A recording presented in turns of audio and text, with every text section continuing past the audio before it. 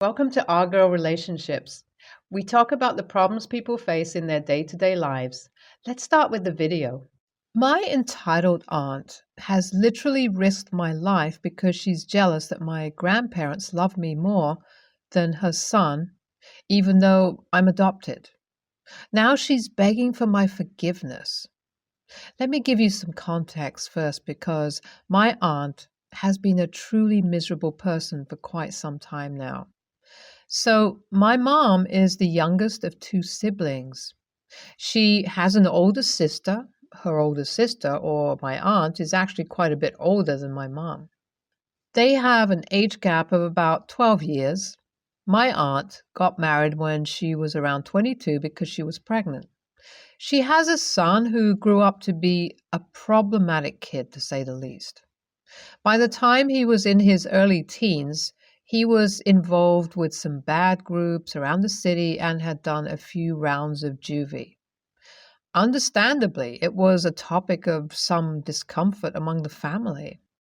Let me also just say that my grandparents are quite wealthy. Nana comes from old money, and my pop made a lot of money from his business. I'm mentioning this because it's quite important to the story. My aunt is a single mother, and my grandparents have paid for pretty much every expense of hers. But when my cousin refused to get his act together and my aunt was not strict enough with him, they cut them off financially to teach them a lesson. This was when my cousin was around 19. Coming back to my parents now. My mom got married when she was 23, and after 5 years of trying to have a baby, Dad and her decided to adopt me. I was 2 years old when I was adopted. I feel very lucky to say that my family has been nothing but loving to me. My parents have doted on me for as long as I've known them, and so have my grandparents. Oh, I forgot to mention that I was adopted right around the time when my grandparents cut my aunt and cousin off. This is also important to the story. My grandparents absolutely loved me and still do. No one ever made me feel bad about being adopted, and I never really felt I wasn't a part of the real family. They told me that I'm adopted when I was 12 and said I can search for my birth family if I wanted to, but I didn't want to and still don't. So, around a year after I was adopted, my aunt was babysitting me one day and she took me to a park. We live in a very small town and there are woods at the outskirts of town. They aren't very thick, but definitely dangerous if you're not careful, and they are certainly no place for a child. Let me just remind you guys that I was barely 4 years old at the time and have no memory of any of this. I'm only repeating what my family has told me over the years. Apparently, after a few hours of babysitting, my aunt called up my parents and 911 saying that I had disappeared from the park we were at. She told them that she had lost one of her earrings and was looking for it while I was playing, and when she turned around, I was just gone. There was no one around when this happened, so the police had no witnesses and search parties were sent out for me. My parents and grandparents were worried sick. Also, remember that it was a small town and this was before the time when every place had a security camera around. I was found a few hours later, around 20 miles away from the park, near the woods, by a group of teenagers. They heard a crying kid, looked around, and immediately called 911. When they saw me, here's the thing, it was impossible for a kid to just wander and cover that distance. And if someone had kidnapped me, why would they just leave me in the woods? By the time I returned to my parents, I was absolutely traumatized and would not stop crying and shaking. I actually went nonverbal for a few years, and it took years of therapy. My parents actually moved to a bigger city with better doctors shortly after the kidnapping. My grandparents and parents were obviously furious with my aunt for being irresponsible, But at that point, no one suspected any foul play from her. How I ended up in the woods remained a mystery. My parents ended up distancing our family from our aunt, and so did my grandparents.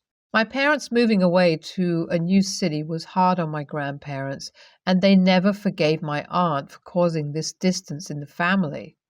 My Nana, in particular, was so upset that she refused to speak to my aunt for years.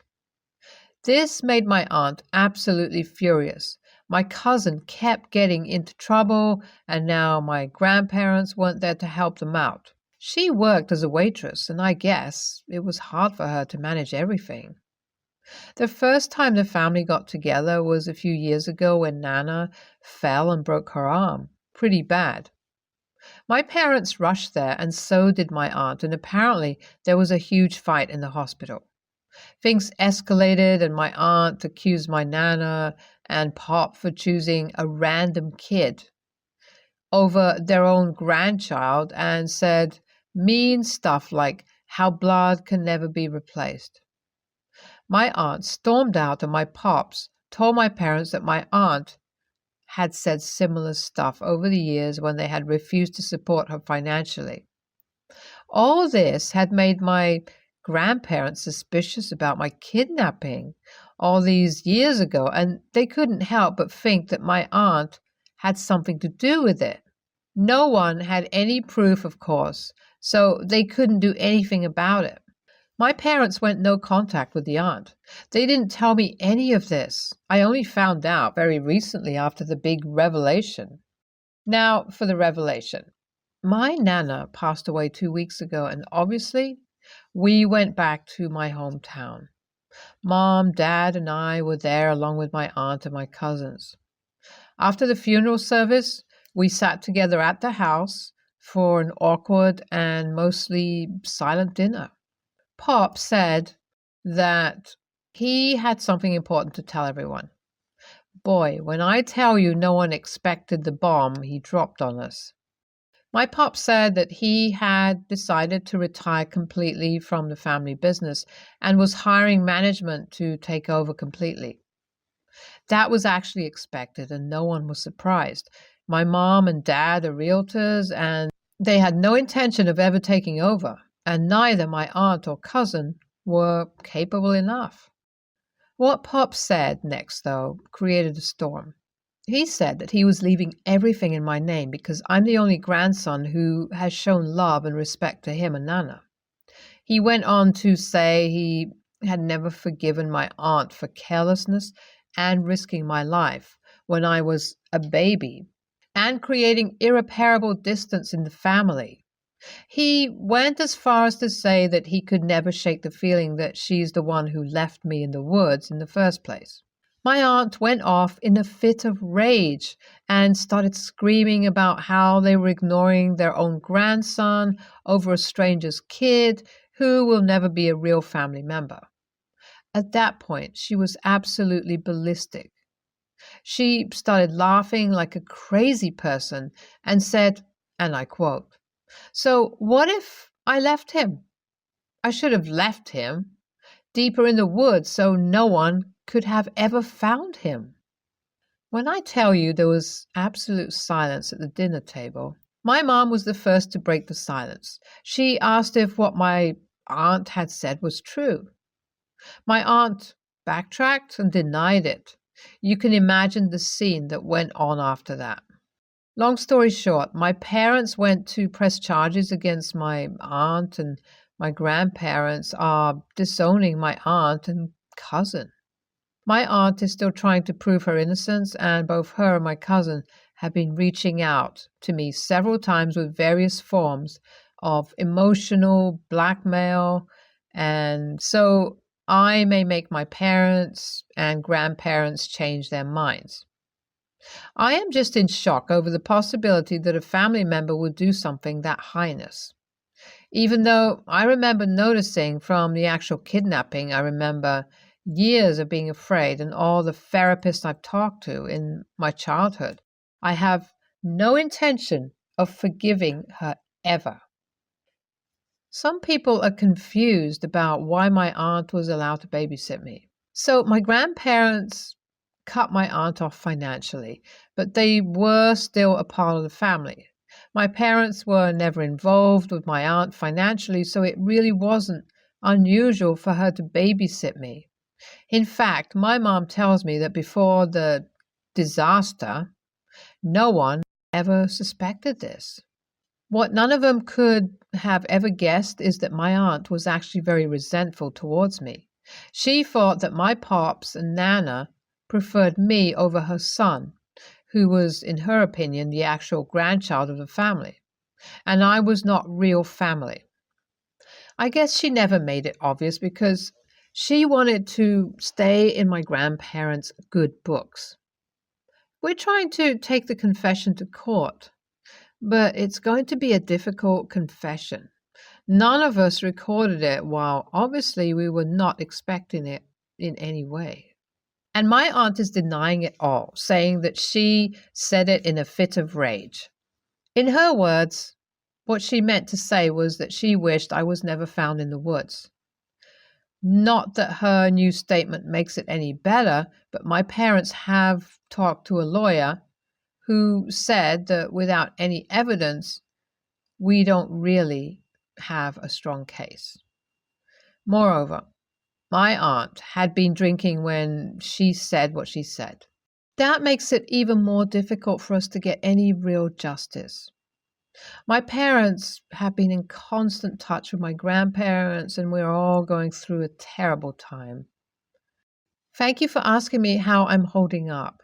To be honest, I'm still processing all of it. I mean, I was never close to my aunt or my cousin. I didn't even know that my grandparents suspected foul play in the first place.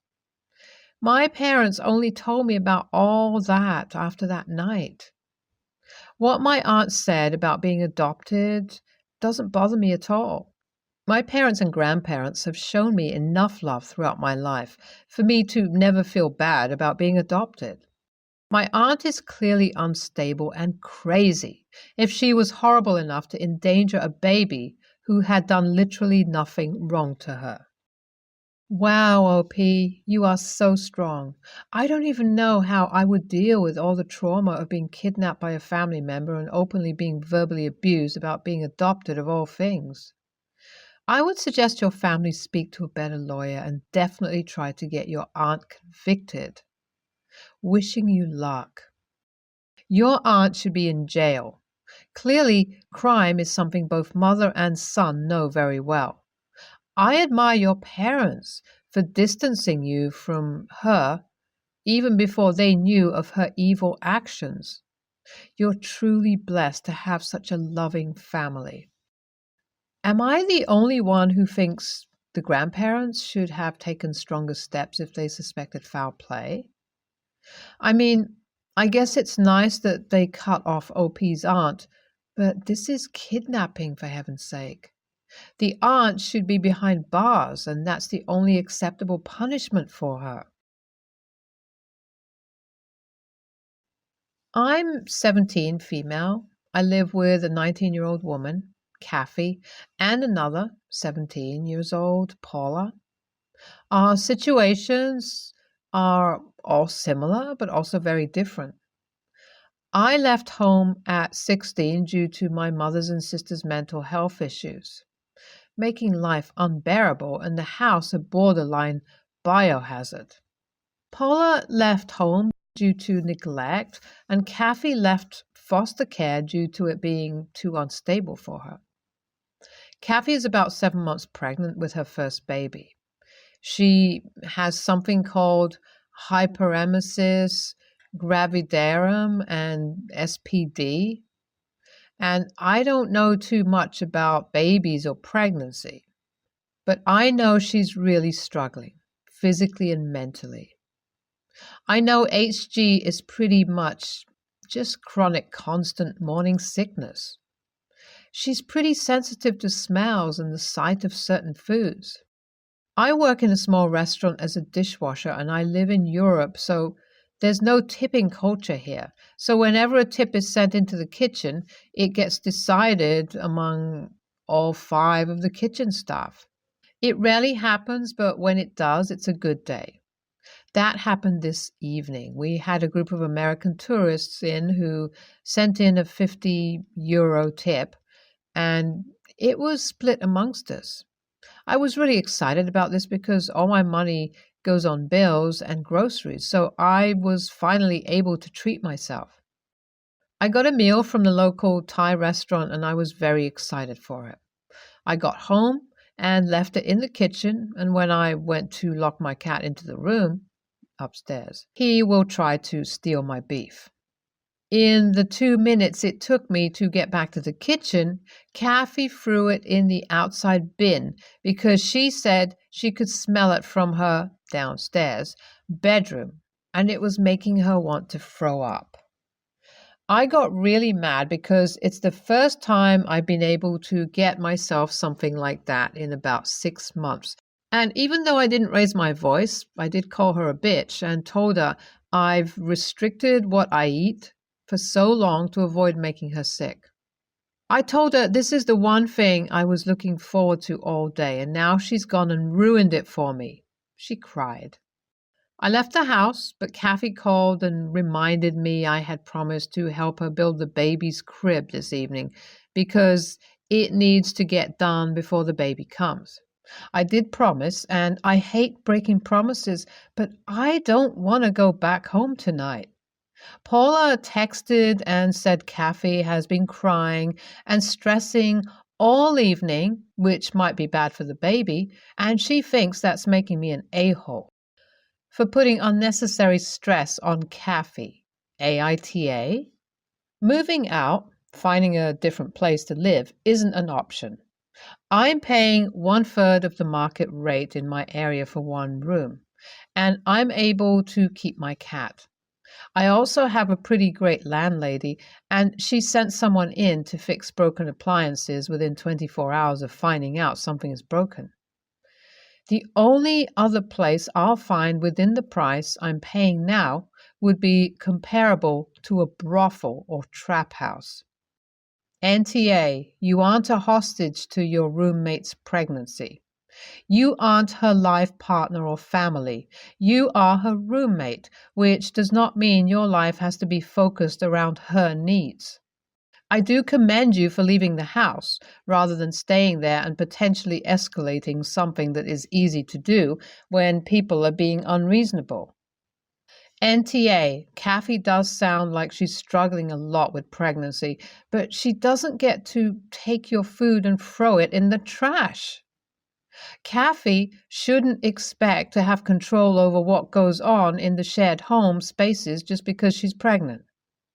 It's very kind of you to go out of your way to accommodate her conditions, but you need to keep your boundaries. Kathy is TA, and she can't expect you to help her out with the crib after she did that to you. Basically, I've been away from work for a few weeks. We both have Apple Watches, which after a few years have a shorter battery life, so we were due a replacement. I shopped around for a little while, even thinking to change from Apple Watch to some other smartwatch. Anyway, I caved and decided to replace the watches through our phone provider, who only had a limited range of colors and sizes.